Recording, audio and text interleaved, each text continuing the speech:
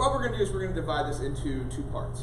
Okay, so the first part, we'll kind of take that 3,000 foot view. We're going to talk about streaming. Thanks for closing the door, appreciate that. We'll take that 3,000 foot view, just sort of talk about live streaming in general, some considerations you may want to make, some things that you may want to think about. And then in part two, about halfway through, we'll maybe kind of deep dive into that, what product we're using, what cameras we're using, some considerations that we made, things that we felt were important, and we'll sort of go about it that way. Now, I will apologize in advance. We could talk about this for hours.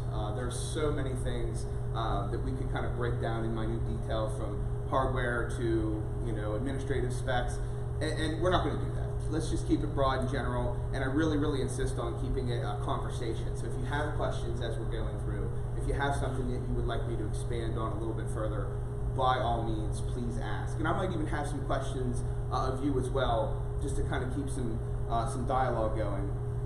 So let's have fun, and even if you don't use the same product in the end, hopefully some of the ideas that we cover will be an asset to you moving forward. So first thing is choosing a platform. Back whenever I started this, and I should have included in the first slide there, this is my baby, founder and creator of Hornet TV, of the Broadcasting Club. Prior to us undertaking this project, we had absolutely nothing in the district as far as any kind of live streaming, video production, photo editing, nothing like that. So this has all been within just the last couple of years. So from the ground up here, first thing we had to do was we had to choose a platform. Now I'm interested to know, probably most of these look familiar to you.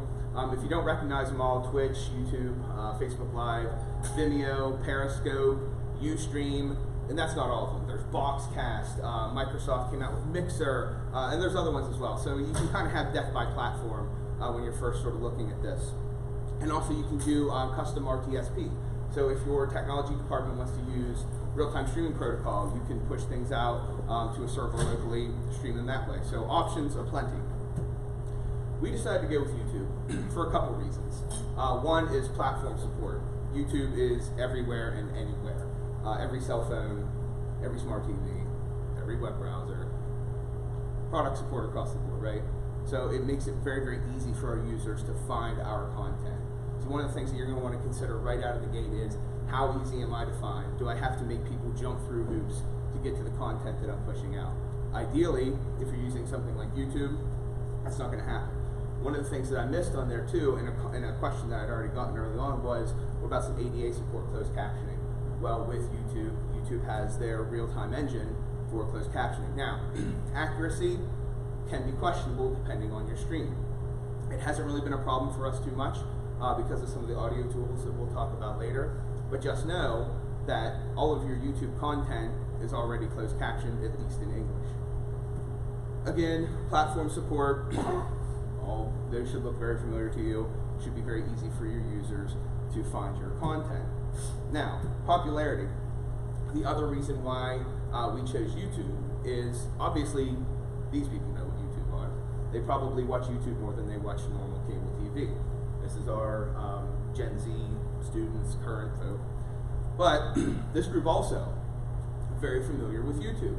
A lot of them have smart TVs, a lot of them watch a lot of YouTube content already. So we're talking Gen X, some of the later to the game baby boomers, very familiar with YouTube, very easy for them to access that stuff. But there's one other group, to me, that is extremely important. And this is the group that I had in mind whenever we started this whole project. That is the people in my community that probably are not coming to football games. They may not be coming to basketball games. They may not have the ability to go out and watch their grandkids compete, watch their grandkids graduate. That's the group that I want. Because even though she may not be extremely familiar with technology, if I give her the ability to do so, I guarantee you she's going to A, find a way to watch it, and B, she's going to watch it every single time, because she's not going to miss a single one of those grandbabies doing something that we're live streaming. So again, that was probably one of the biggest motivating factors to choosing YouTube as a platform for us. And then one last thing, just because of ease of use. So YouTube, obviously being very, very tightly paired with Google, parent company. There's a huge SEO benefit as well. So like our product's called Hornet TV. If you go to Google and you type in Hornet TV, it's going to take you straight to us, right to our YouTube channel. No intervention from me whatsoever. And have to do any kind of tagging or any kind of metadata or anything like that. Because it's YouTube, because it's Google, it's taking me straight there. Again, making it as easy as humanly possible for grandma to get into there. So, I want to knock this out right away. This has been a topic of conversation amongst my peers, amongst people in my community, and amongst people in my school district is revenue sharing. So there are a couple options here for districts. There's subscription versus non-subscription services. There's advertising options. So I wanted to kind of just sort of navigate these waters a little bit for you. So there are options like NFHS Network and Boxcast, which will share either ad revenue or subscription revenue with you as a district. Some districts find this really, really attractive, and your initial reaction is, I want to go that route. And there's no judgment here, but we decided not to do that. So we want to maybe unpack this a little bit as a group. Real quickly, the way NFHS works, for example, is they'll charge your users a monthly fee, I think it's $11, to access any of the content that you live stream out. So they're primarily geared for sporting events. And users pay that $11 fee, and then they're able to go to your portal, basically, and watch any of the live streamed events that you do. They take the idea of live streaming sports, and they kind of Netflix it up a little bit so that it's a paid product. So with that said, it's a little bit of real talk from my perspective, and then I'd love to get your perspective as well. I think, in my experience, you're going to run into issues if you want to start looking at subscription-generated revenue through a product like NFHS Network. I'm not, again, I'm not saying they're bad. I'm just saying to consider this. One thing is your view count. I can assure you with 100% certainty that your view count is going to plummet if you go with a subscription-based service. Consider something like Disney Plus is what, $7 a month? JV's NFHS Network is $11 a month. Whenever you're in a community like ours, where we may have a real mix of socioeconomic realities where we are, we may have some really high free reduced lunch numbers. It's a hard sell to tell your community members or to tell grandma, yes, we want to have all this content out there for you. We want you to be able to engage with our athletes, engage with our students. We're having all these great ceremonies, events, but I want you to pay for it. It's a tough sell. So we decided that that really wasn't something that we wanted to do. We decided against that. What I'm interested to know, though, is are any of you in your environments using any kind of subscription-based services for those of you that are live streaming? Is that something that anybody is actually using right now? And if you are, what level of success or what level of frustration, perhaps, are you seeing with a product like that? So is anybody using that right now? I have used Ustream in the past for some graduation streams. The problem that we had in the past was during the presentation, you might get an advertisement that just pops up. We did the free service. We did the paid service, and again, that's kind of you got to gauge the number of views and everything like that. Without some type of statistical data to look at, it's hard to say what you're going to pay. But I've seen some that switch to YouTube. I think one of the other challenges as well, and one of the things that really pushed us away from considering subscription-based services or ad-supported services is that, especially with subscription-based services, it really kind of changes the paradigm. So right now, we're offering our community members live streaming when we can, as best as we can, and with whatever tools we happen to have at that time, travel and everything else. But even if it's bad, even if the stream would fail, or the student that's commentating it does a really lousy job, or the camera's blurry, whatever, hey, it's not like you paid. Whenever you start with a subscription-based service, now it's a product. And the question becomes, what do I say to people that say, I paid $11 a month for this, I want my money back because it was no good. I want my money back because the championship game that you were supposed to cover and I decided not to drive to watch failed, and I miss my family member being able to compete. So I want you just to consider that as you're thinking about what you want your streaming services to look like. Obviously, it's something you can do, but isn't necessarily something you should do. So the other obvious question is, well, can I just have like a game sponsor on YouTube? So the short answer to that is, yeah, sure, you can do that. But that's the short answer. There's also a long answer to that. Now, I'm not going to attribute this quote to him because he did not give me permission to do so. I did not ask. But I actually spoke with a couple solicitors about this question because it's something I really wanted to do. I thought I had found kind of that golden middle ground where, okay, I'm not doing anything that's ad sponsored because that's annoying. I'm not doing anything that's subscription sponsored because nobody will pay for it. I'll get some local businesses to sponsor my games, make money for our club, give us money to buy new and updated equipment. Everybody wins, everybody's happy, they get some advertising. And you can do that. However, after talking with our solicitors, and I actually have a quoted answer up here, you can come check out later if you wish, I'll paraphrase, is that because we're an extension of the government, whether it's a club or not, it's still branded Union Valley School District. Because we're an extension of the government, if we're going to give a advertising opportunity to the community, then that has to be an advertising opportunity that's equitable for everybody in the community. So if I have the Trinity Alliance Church that wants to advertise, okay, your snap judgment, awesome, that's great. But then if I also have, sort of the antithetical group to that, if I have the Atheist Alliance or the LGBTQ Alliance or the whatever, I can't say yes to you and no to you and no to you because the cigar shop down the road isn't consistent with my brand, or the bar down the road isn't consistent with my brand. It doesn't work that way. I have to give everybody equitable access to the advertising that I'm offering. So consider the implications of that before you open up sponsorships on live streams. So just know that that's a thing. So we decided, no, we're not going to do that either. We do use some homemade commercials for things like upcoming events, clubs, if we want to join the ski club because it's fun, whatever. We'll do that to fill some dead air space, but we've decided that for our purposes, no to ads, no to subscriptions, and no to game sponsors. It's just not something that we want to get into. So I would also consider that as you're doing your programs as well. So let's actually talk about some hardware. So single camera production, there are a lot of options here. We actually use a mixture of single camera and multi-camera platforms whenever we're doing live streaming, especially when we're traveling. It can be a little bit tricky depending on the venue to do that.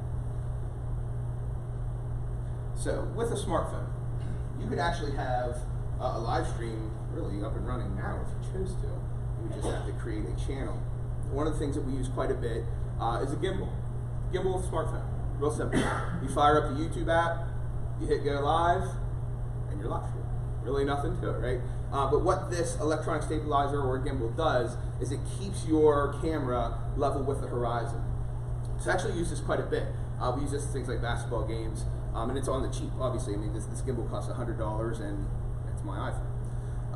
We'll use this as a sideline camera during football games, which we'll get into later. We'll use this for, say we want to do something real quick in a classroom. I don't need a 3 or 4 camera full-blown production for that. It's just something kind of cutesy that we wanted to do. This is the way to do it. Very simple, very easy to use. Really doesn't have a whole lot of technical overhead. There's really nothing to it.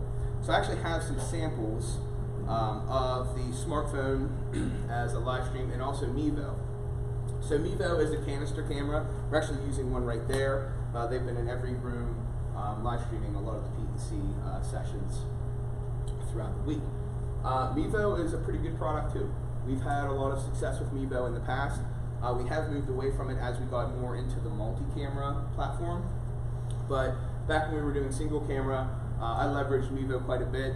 It's very cheap and inexpensive, less than $500, and something to consider. We'll get into that a little bit more here in a moment. So this is just a video sample using an iPhone with a gimbal. There are pros and cons. The gimbal, the pro is that the gimbal keeps it steady. It's very easy to spin up, very easily deployable, easy to travel with too. I mean, you can't take this, it's nothing, right? You throw it in the front seat. There really aren't great options for tying in commentary and audio though. So if you're looking at more of a robust streaming solution, it's probably not the way you want to go. It's difficult because you can't plug in any kind of audio device into it because the gimbal needs to move freely. So if you're sort of tethering it to something like headphones, it doesn't actually work very well. So you're just going to be picking up crowd noise and ambient noise. And in some cases that's totally fine, but in other cases that may not be the way you want to go. Also, there's really no optical zoom. So you're going to see down in the vendor floor I think it's called Padcaster, iPadcast or something like that. That may be a great product. By no means am I saying not to go that route. But again, if you don't have an optical zoom, you're just digitally enhancing whatever the camera sees. You're going to pixelate if you try to do things in a distance. So if I'm in a gymnasium and I'm using something like an iPhone or Padcaster, that's fine, or even Mevo. That's fine because the objects are relatively close. If I'm going down to a football field from like a press box, it's going to look terrible because of the amount of distance that I'm trying to cover by digitally zooming instead of optically zooming. So be aware of that. It looks really good and it is a nice product, but again, consider what your use is going to be for that product. You may find it's probably not right for you because it doesn't have the flexibility to be able to do a lot of things that you're going to want to do, especially when you're talking about outside or things at a distance. So this is Mevo. One of the nice things about Mevo is it has a very wide angle lens. So I'm able to use jump cuts to make it look like I have more than one camera. Well, actually don't, I just have one. So if you're doing something like a morning show, or you want to do something in your classroom where students are interviewing somebody or something like that, and you can also pan us, something like that, Mevo can be a really, really good option for you, and again, very low priced. I can have 3 people sit at a table like this, jump cut to each one, and it does look like I have a multi-camera production with just that little canister camera. It's quite good. There are also options for tying in external audio that work very well. The audio, it's actually, like the microphone that's actually built into it is not very good, but you can use your iPad to tie in external audio and it works quite well. You can tie in a mixer, you can tie in desktop mics, and that's a pretty effective product that way. So looking at like an actual game situation, this is through Mevo. Again, the video is pretty crisp, looks pretty good, it's very stable, and it's a pretty successful stream. I think it looks nice. Now, what if we want to use more than one camera? There are a lot of options. And the thing that you're really looking for when you start talking about multiple cameras is a switcher. A switcher is really kind of the key word when we're talking about something like this. So what a switcher does is it takes all of those different camera feeds, aggregates them for a producer, and then the producer either puts those into production or leaves those queued up for use at a later time. Now there are several options as well that may come in addition to just that really sort of basic idea of throwing things into production. Graphical overlays, audio controls, pre-recorded video, split screen, replayability. There's a lot that a multi-camera production brings that you're probably not going to get with just a single production product. So some popular ones include Blackmagic, Boxcast, Sling Studio. New Tech makes a TriCaster, which is like the Cadillac. That's also like $30,000. So, I mean, there are a ton of products out there. What I would like to share with you coming down the road here is what we use for Hornet TV, but we'll get there. So, some key questions to ask yourself when you start thinking about multi-camera production is A, how many cameras are we talking about here? Do I want to use 1, 3, 5? I don't know. Do I have a crew to actually use the equipment that I'm going to be purchasing? Are we looking at a student club that has 4, 5, 10, 12 members, or am I only going to have maybe 1 or 2 kids that are going to have to be traveling with all this stuff? They're going to have to spin up a production, bring a production down, monitor the comments on YouTube, get into that, etc. So how many students do I actually have? Am I going to have announcers and commentators? Honestly, I think this is probably one of the most difficult things that we've run into. I had a student for 2 years that was absolutely phenomenal as a commentator. We had gotten so much positive feedback about his ability to keep the games exciting and engaging. He just did a fantastic job, but he did what all students have a tendency to do. He graduated. And at that point, no more commentator. And I have yet to be able to find somebody that's been able to kind of recapture the ability that I had with that one particular student. It was fun, fantastic. So, do you have a commentator? Do you need advanced audio controls? Do you want to be able to have the ability to take audio not just from a microphone sitting on a desk, but what about from the actual cameras themselves? Do I plan on traveling? How portable is the solution? Am I going to be able to take this with us on the road as a broadcasting team that travels? Is it something that I just want to set up and leave static? Is it something that I want to take from the gym down to the press box, over to the auditorium, etc.? What's the resolution like? I have a huge hint for you. If your live stream looks like garbage, nobody's going to watch it. So you want to have something that has a really high resolution, 720, 1080, 4K, etc. What's the frame rate? Does it support 30 frames? How about 60 frames? Does it support both wired and wireless connections? Something that's very often overlooked is when I'm talking about the flexibility of a solution, what's the internet connectivity to this device? Do I have to be somewhere where the solution is going to be wired in, or am I able to connect to the wireless network and push a stream from there? Can I overlay graphics? Am I able to take custom graphics and put them in? Am I able to run a student list for a graduation? Am I able to put player information or scoreboard information into my broadcast? Can I or should I automate my streams? That's an option as well. So for some of you, your live streaming solution may be as simple as, we really want to do sports. We get a lot of requests to live stream sporting events. And that's all I want to do. I really don't want a lot of administrative overhead. I don't want a lot of hassle trying to spin up a solution that involves a student-led team and all of the logistics challenges that entails. There are products out there for you that make this very simple. We'll use NFHS Network again as an example. They have a product with, I think it's called Pixelot, that allow you to basically mount a multi-camera piece of hardware in your gym. You set up the schedule of this is when the games are happening, this is when they start, this is when they end, and then you walk away. The device will automatically start up, it will automatically record the game, it will automatically live stream it. It uses AI for player tracking, so it will already pan across the screen, or pan across the court, and all that stuff is done for you. You really don't have to do anything. And the cost is not that crazy. You're looking at between $5,000 and $10,000 per camera. Now, there are some drawbacks to that as well, along with some advantages. Smart tracking is great. It does work really well from everything we've seen. Auto turn on, auto turn off, no camera person required. It also integrates with things like Huddle and other coaching software automatically. So it's something that your coaches have probably heard of and maybe even asked about. The cons, though, are, A, does it have anything of value for the students? One of the things that we, first and foremost, that we really wanted to do is we wanted to make sure that we were providing the students an opportunity to explore something that we didn't have an opportunity for before. So is there anything of value for the students? Will we need multiple units? If I have, a football field, I have a gym, I have an auditorium, am I really planning on buying all of these units for those locations? And if I'm not, am I willing to take things down and hook them back up for the other locations? It starts to become a logistical nightmare if I'm going to be juggling all these automated solutions together. And they're also limited in scope as far as being able to travel with them.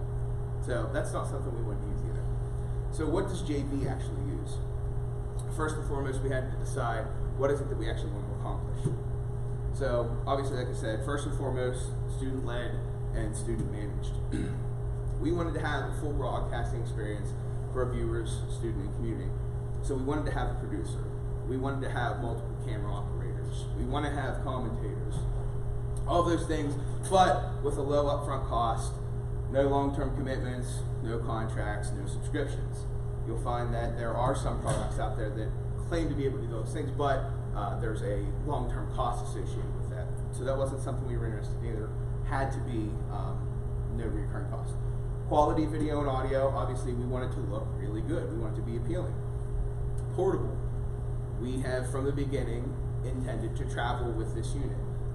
Being in a really rural district, you know, it's difficult for a lot of our families to be able to travel 25, 35, 40 minutes to be able to watch, you know, some of those games, especially like we showed before with some of our older community members. So we wanted to be able to deliver to them different events going on in the district at remote locations.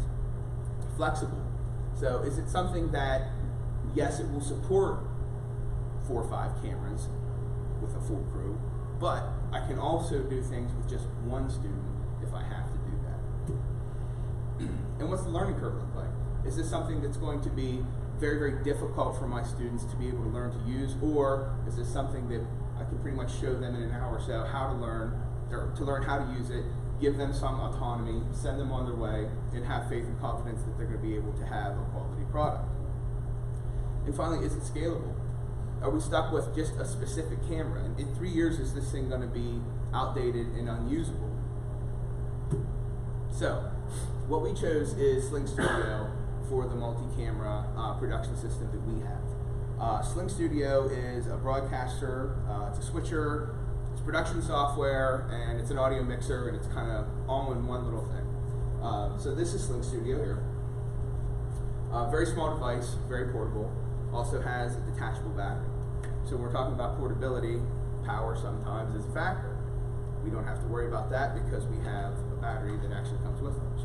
Now, Sling Studio primarily uses wireless as its way to communicate camera and video footage back to the device. However, there is one hardwired port for what we call an A camera, or one hardwired camera. Now, there's also the ability, as we were going down that list, to tie in audio from several sources. So if I wanted to have multiple announcers, I can easily do that. I tie in a mixer, I'm good to go. This is kind of the overly simplified but breakdown of how Sling Studio works. So you'll note that there's a Sling Studio capture app. This means that I can turn effectively any smartphone into a remote camera. It works really well. I can take any traditional camera, I can tie it into Sling using the camera link, which we'll talk about in a minute. I can use a iPad or a Mac as a production side studio, basically. And then also I have the ability to capture to external storage, which we'll also talk about. So features. The camera link. This is really kind of the heart and soul of Sling Studio. Basically, I can take any camera I want, as long as it has clean HDMI out, and I tie it into here. Basically, the video and audio data that's captured by the camera link is sent back wirelessly to the Sling Studio hub. I pull that in, put it into production, and I'm live streaming from one of those remote resources. Now, no matter if you go with this product or something else, do yourself a favor and just commit this middle thing to memory. I was not aware, even as a tech director, I thought I think I know everything, that there are 3 different types of HDMI. There's full, mini, and micro HDMI. You are going to need dongles like this to connect your cameras to those camera links. Get a bunch of them. They break very easily. The wires inside fray, and you'll have a bad time. But you're going to need to know, do I need micro to micro? Do I need a mini to micro? Do I need a full to mini, a full to micro? Every camera is different. The ports in them are all different, so just make sure that you're familiarizing yourself with those different types so that you're able to get the actual cables that you need for your cameras. Most of ours are micro to micro, but your mileage may vary in that.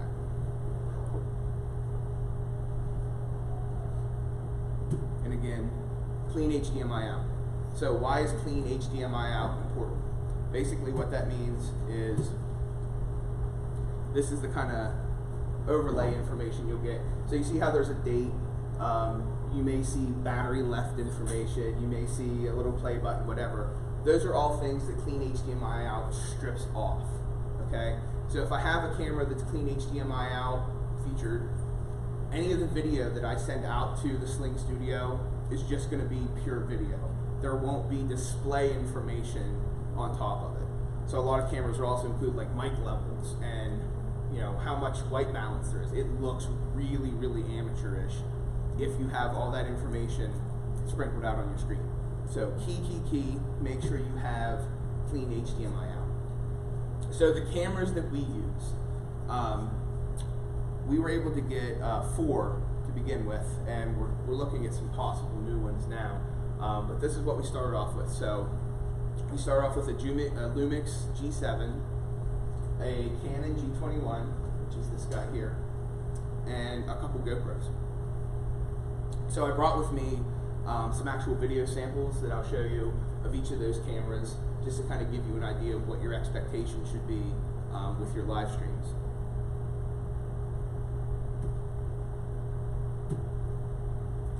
So this is the Lumix. Great for static shots, really great depth of field. The lenses are detachable, so I can get different lenses if I want to. I can make very artistic things with the Lumix. But it's not great, and it's not playing very well either, it's not great for action sports, because you kind of have to try to zoom it in. It's got, I didn't bring it with me. It's got a lens that you have to turn. It's just difficult. You're probably better off doing something more like a camcorder style, which is what we have here with the Canon. So one of the things that we did was we paired these two together, and we made basket cams. Basket cameras in high school sports, probably not something you see that often. All we had was a little L bracket that we put on the wall. We hung this up underneath the baskets, and instant basket cam. Hopefully it plays. Yeah, pretty cool. So the main part, the panning part, is using the Canon, and then whenever we switch to that slam dunk, we're using our basket cameras. So this is an example of, again, using the Canon. Now when we talked about that, the iPad or the cell phone or the Mevo, one of the things that I had mentioned was optical zoom.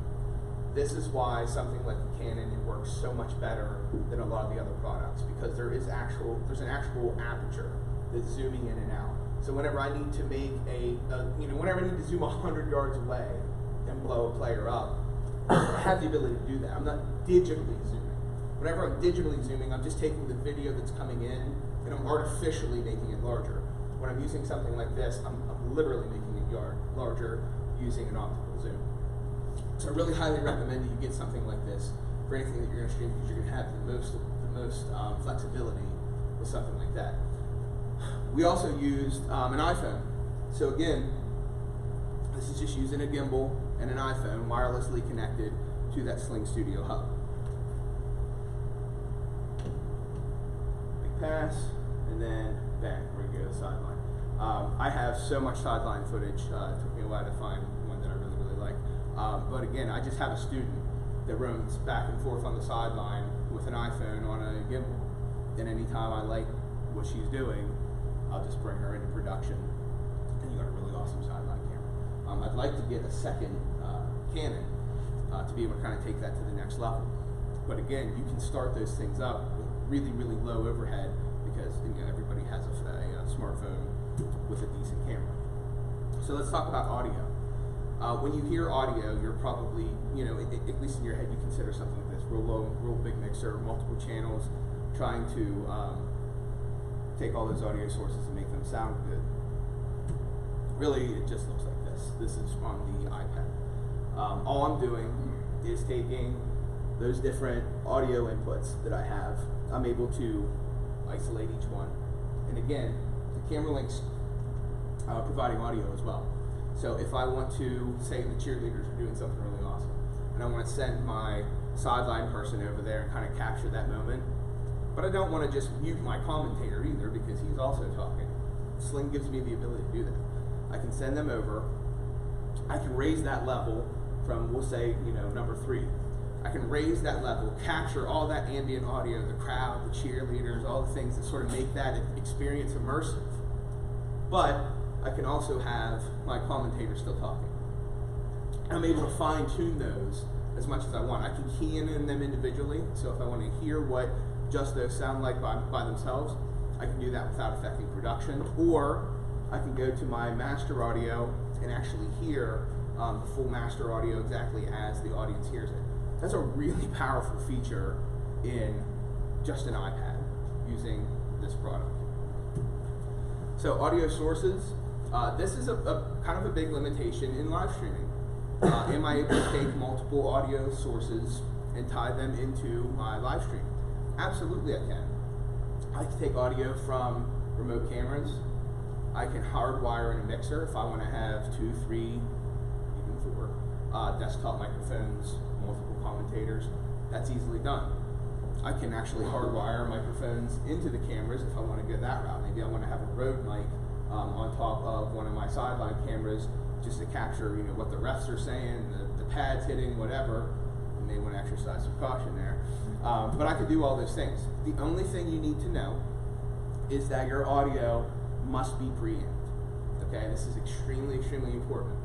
So, any audio that my camera is capturing, is it preamped? Yes, it is. The microphone on the camera is capturing the audio is preamped, and it's sent to the mixer. You're fine there.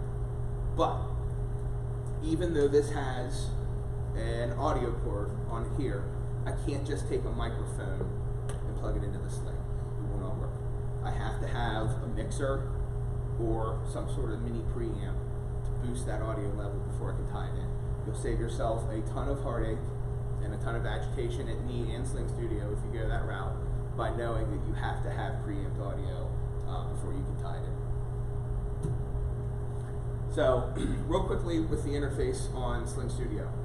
I'm actually able to have 4 preview windows of the live film that I have. And I consider doing a functioning demo, but logistically, it's a little bit much. So I can see all 4 of those preview windows, what's happening.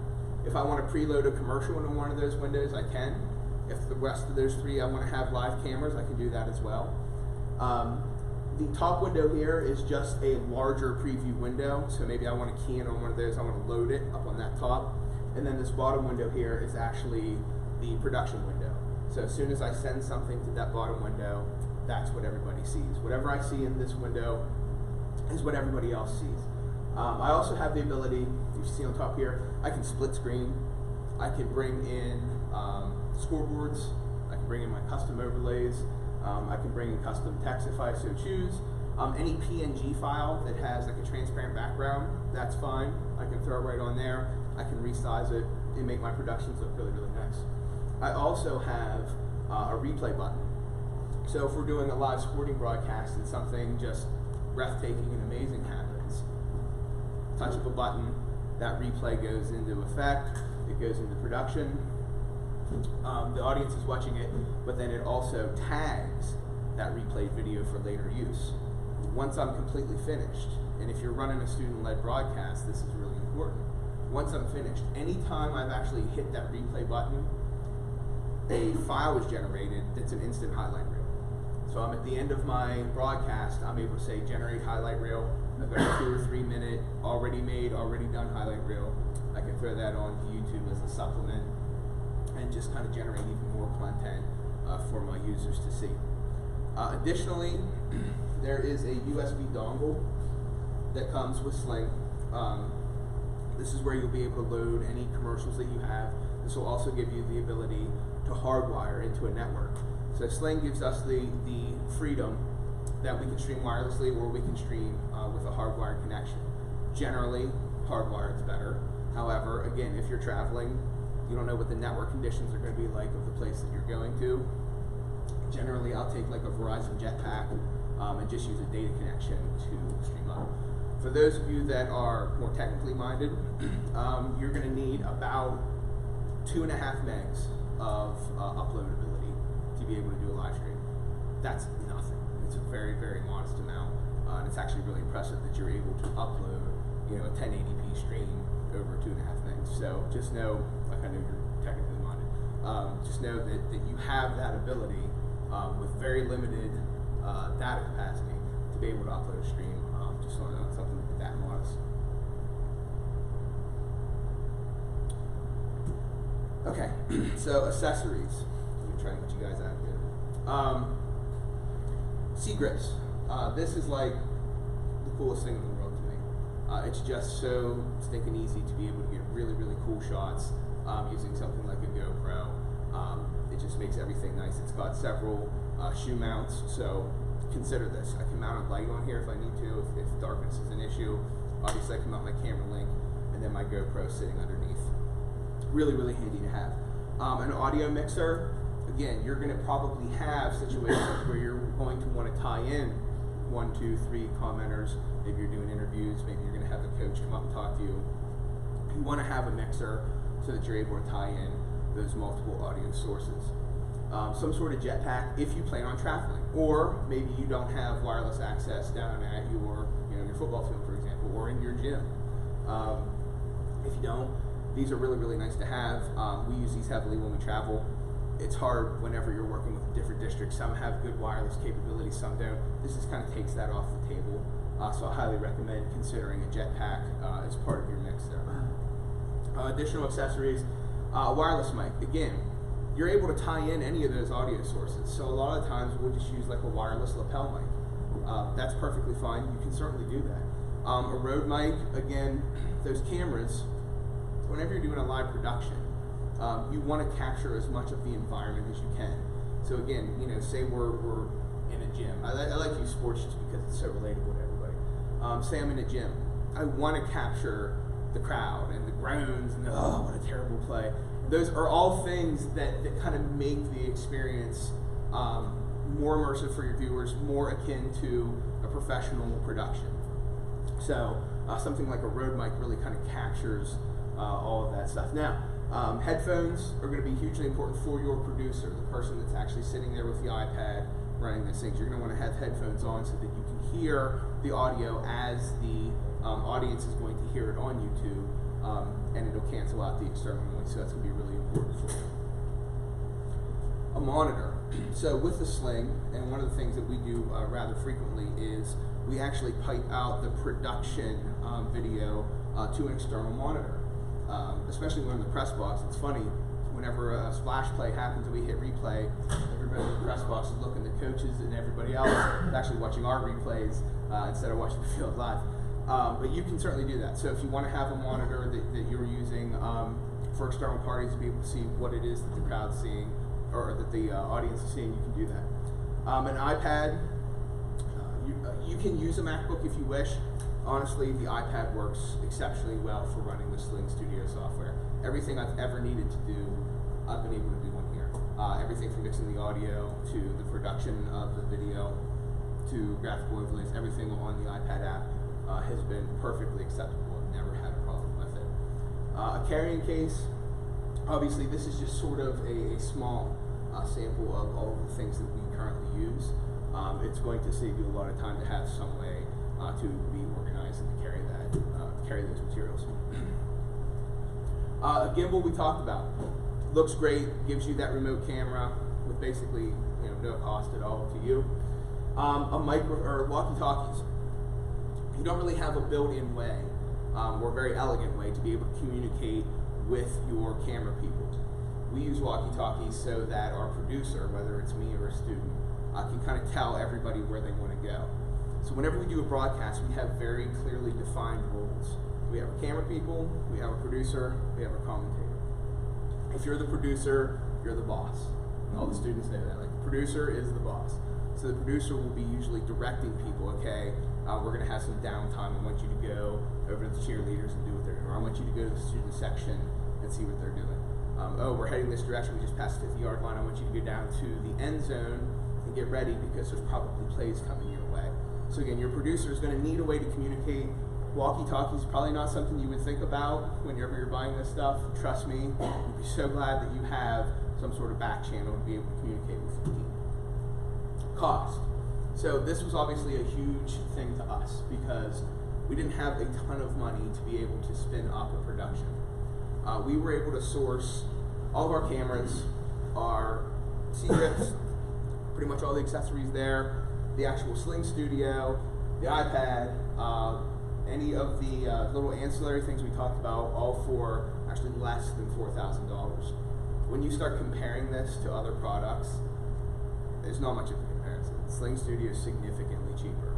The second one that we had looked at is just maybe my plan B, was from a company called Live Studio, and it was upwards of $5,000 just to get the actual hardware for the mixer. That wouldn't have included any of the cameras or anything else. So at that price point, we've been very, very happy with the performance, with the features, and with our ability to live stream. So with that, I've got about 10 minutes. If there's anything I haven't covered, and I know this can be kind of a boring topic and get a little bit technical, if there's anything from a technical aspect or administrative aspect, anything we didn't answer, please, let's just have a real quick conversation. Anything that I can do to help you kind of get your stuff off the ground or enhance what you're already doing. Does your Sling allow you to adjust delay for audio? Yes, you can do that. Right now we have our set at basically none. It kind of depends on the situation. When you get wireless mics involved. Yeah, there have been times. Now, usually what I'll do, especially when I'm producing, is you can have it set up that the wireless mics are actually turned off. And then if you want to activate them, you can monitor them first, make sure that the content is appropriate, then turn the mic on. Or you can also set it up for audio follows video, or AFV. And basically what that means is anytime I put a camera into production, the audio just goes right there with it. Right. So you do have flexibility there. You can set a delay, or you can even monitor and isolate the audio. Is there a limit to the number of sources you can bring into Sling Studio? Yeah, there is. So I want to say, and I'd have to double check, I think 8 is what you're limited to. I'd have to double check on that though. Is that including images, video clips? That is going to be just remote cameras. Okay. So if I have a USB stick preloaded with 20 commercials, totally fine. Now I might have to cycle them out. Obviously, if I only have 4, active preview windows, sure, I'm going to have to cycle those out, and know that my commentator is going to queue up a commercial or something like that. I'd have to know, but otherwise, I can stack this with a ton of content, and it's not a problem. What gen iPad? What generation iPad? This one is actually brand new, but I have used, I think, 3rd or 4th. Anything that had like the lightning charger has been fine for us. It's not doing Pro. You're doing like whatever. I'm not doing Pro. I'm just model. using Okay. a standard consumer iPad. What's the minimum number of students that you used in order to produce? Okay, so are we talking like a multi-camera production or just like a single camera? Well, I guess my question is, so in the past, we've used a TriCaster to broadcast announced programs, and it's a great product. It's very expensive, but it was very difficult to set up, and you needed minimally 3 or 4 or 5 kids to pull that off.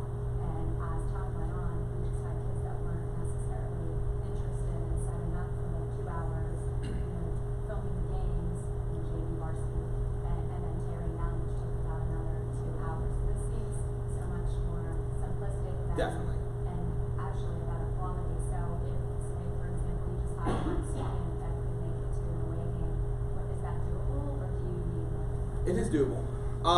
So we've definitely done multi-cams with a single student, but with the disclaimer that that was a really accelerated student too. So basically what we would do, and again, multi-camera at an away location is tricky, because do I have locations where I'm going to actually be able to put them up? You know what I mean? Like it's not like that location's going to necessarily have L brackets behind a basket or something like that where I can hang a basket camera, for example.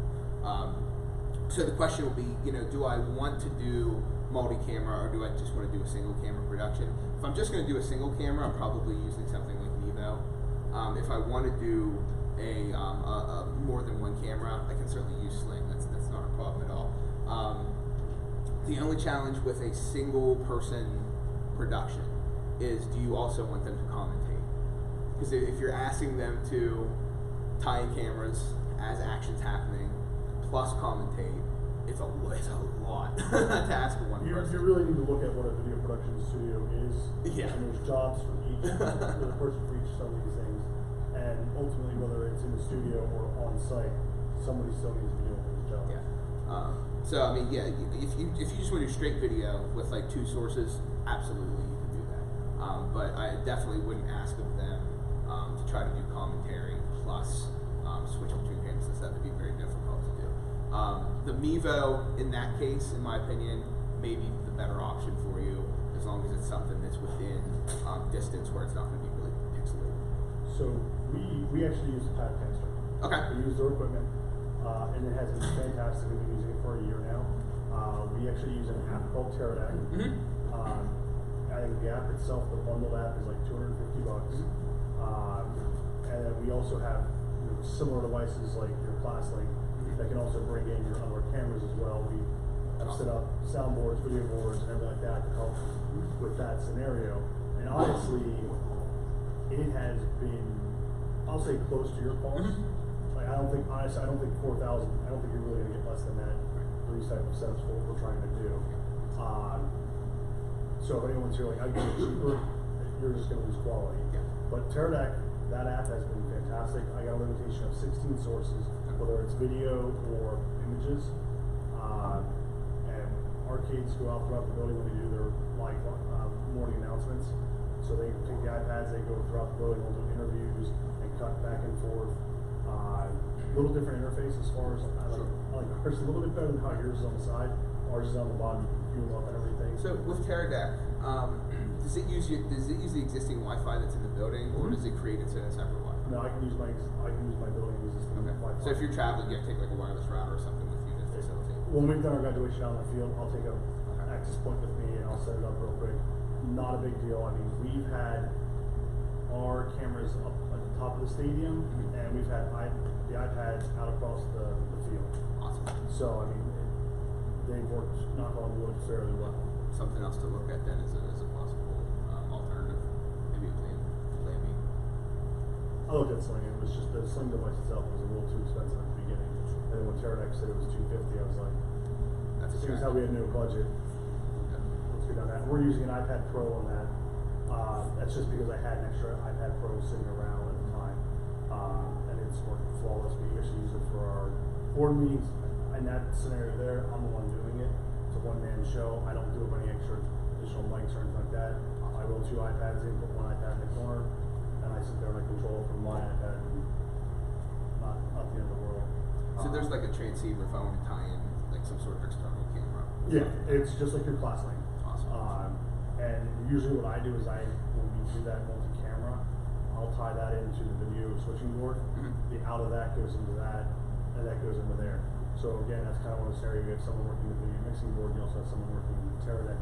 So you got to be careful. There's a lot of moving parts in that scenario. Like, it's not the traditional way, like where you had just all sources come into a video mixing and all come into an audio. Like no, now you can have it here, here, and here. Yeah, I mean that again, just from a logistics standpoint, that's one of the things that we really want to hammer home, and I hammer home with my kids is the clearly defined rules.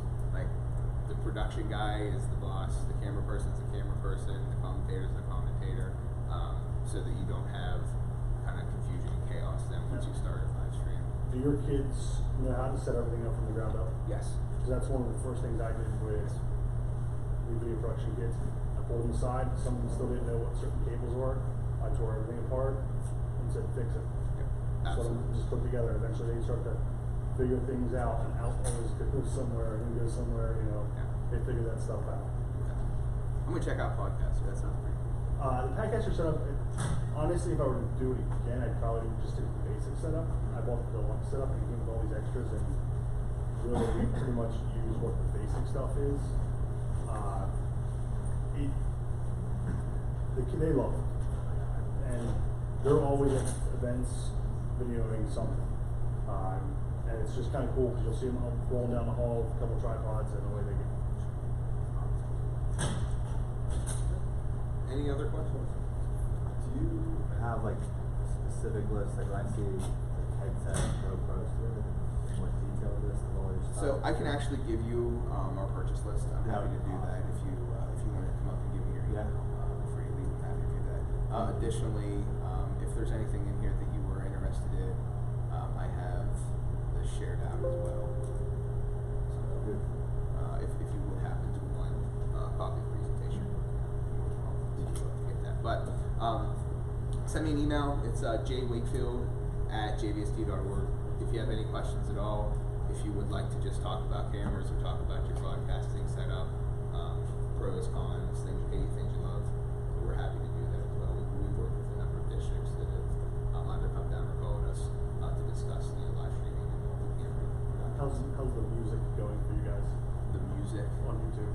Yeah, I get hit with a copyright claim every single video. Well, like, honestly, if you're gonna live stream your commencements, there's a punk band in the '80s that has a song that's very similar to what the national anthem or whatever, and it's like it gets flagged every time for us. The other thing also to consider is if you guys are live streaming, you have to consider ADA compliance. Yep.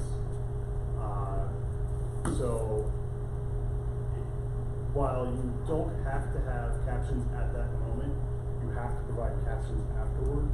YouTube's great for that because it will automatically take care of that for you. Yep. And again, it's free. Yep. And Absolutely. the other thing is too is the engagement with the kids because they all want to be famous YouTubers now at this point. So the fact that they're in that platform using it works out nice. And actually, speaking of YouTube, one other thing that I forgot to mention is live comments or live chat. I turn them off. So, Turn them off. So initially, we turned them off. I actually decided to turn them back on, and I may come to regret that one day. We do moderate heavily. We watch that back channel the entire time as it's going, and every broadcast I end up deleting probably 24 comments. But what we zero. but what we ended up finding was, and especially if your commentator wants to sort of play off the fact that there's a live stream, is tell us where you're from, or tell us what family member you're watching, whatever like that. And we would get so many comments from, oh hey, I'm Uncle Bill, I'm stationed in Hawaii right now. Shout out to my nephew, whatever his name is, the quarterback or whatever. And this kind of community of support that sort of generated out of that, and the amount of positive comments that we got actually outweighs to us the negative impact of all of the dumb comments.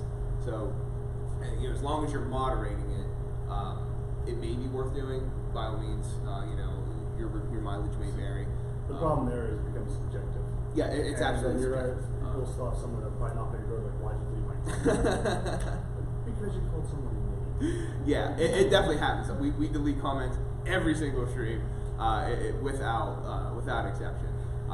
But it's also really, really nice if you have family members that are in the military or people that are outside the community that want to be able to show support directly on a stream. We do encourage that. So your mileage may vary on that. Have you tied drones back into it yet? We have not. I have not figured that out yet. Like, I have a DJ Maverick Pro now. Kind of have a hokey solution for it, but I'm not committed to it yet. I really want to.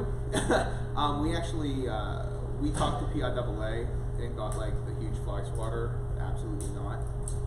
So it may be the person we talked to. I don't know if that's codified in their I'm looking in for their bylaws. graduation. Okay. Yeah. So something that you Because have you're complete not control going to over. fly over crowds and everything like that with a drone, etc.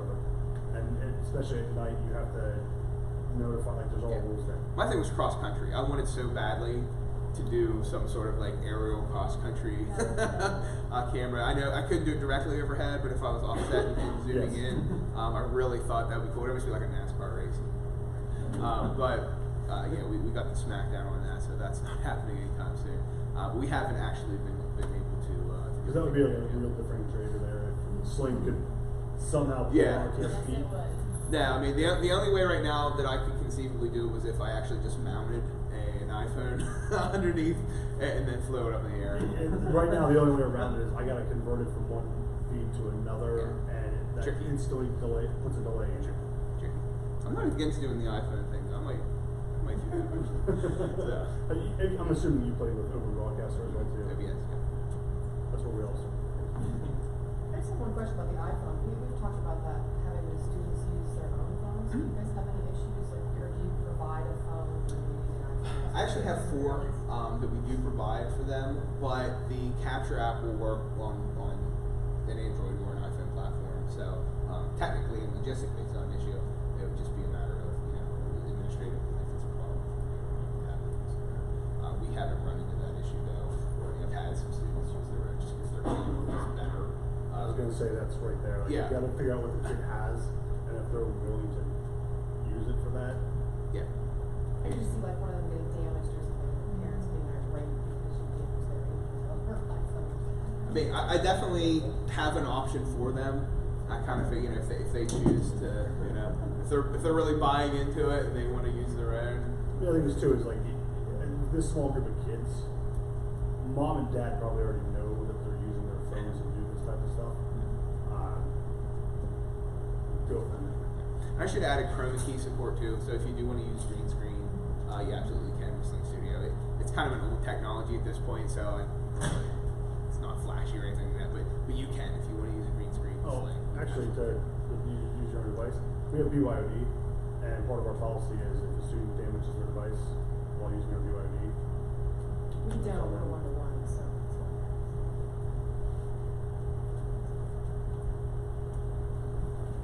If there's any more questions, free to go. Thank you so much. I really appreciate it. It's really helping you have that drone answer for me. I was gonna think so too. We can make it happen. It may fall out of the sky. J. Wakefield, I missed the last It's part. at JV SD. Dog here, but you almost said the cat. And then, Yeah, absolutely. I'll send you everything we have. So much, really appreciate it. So I did the secret, No. so 15. If you had Amazon and type in secret. I put this bracket and the piece that mounts to the wall. Yeah, absolutely. And actually, I'll tell you what, I can send you the direct link. If you want to email me, Okay. I'm happy to do that. Okay. That's no problem at all. Do you have a card or do you have anything? It's Okay. Do you have your email printed on your finger? No, well, you know what? It's who I am and where I'm from. I bet you it wouldn't be hard. I mean, you can just give it. Okay, what's the email? It's the letter J, Wakefield, at JVSD.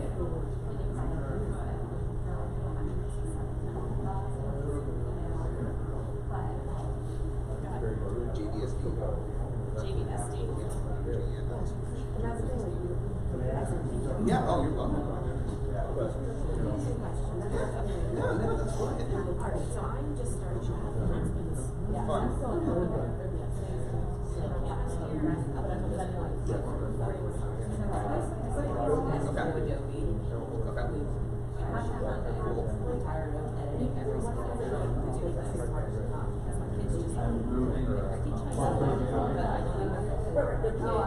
when they've never been introduced to any of this stuff, insurances, cameras before you get to the court.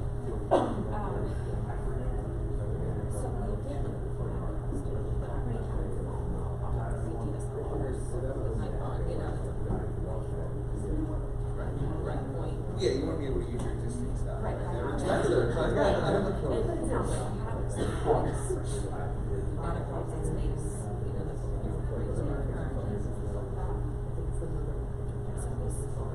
what we're streaming, I think did that. But they did, and they did it on purpose. Like, they knew they were still gonna like do that.